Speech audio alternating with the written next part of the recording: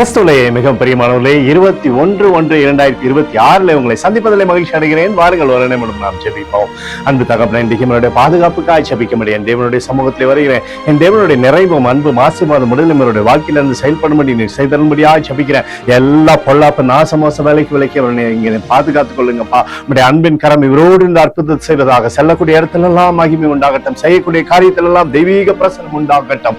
இயேசு கிறிஸ்து சிந்தின பரிசுத்த ரத்தத்தை இவர் மீது ஒரு குடும்பத்தின் மீது செய்கிற சகல காரியத்தின் மீது பூசுகிறேன். ஆகவே இந்த நாள் முழுவதும் மகிமையின் ஆசீர்வாதம் அப்பா இவரை பின்தொடரட்டும். என் தேவனுடைய கரம் மாத்திரம் இவரை இருந்து வழிநடத்தும்படியா ஜெபிக்கிறேன்.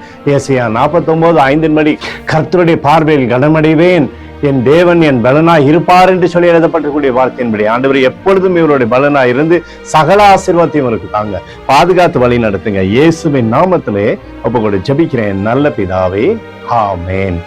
பிரியமான ஜெப பங்காளரை, ஒரு நிமிடம் நம்ம இந்திய தேசத்திற்காகவும் ஜெபிப்போம். அன்பு தகப்பனே, 21/1/2026 இந்திய தேசத்திற்காக ஜெபிக்கும்படியாய் உம்முடைய சமூகத்தில் வருகிறேன்.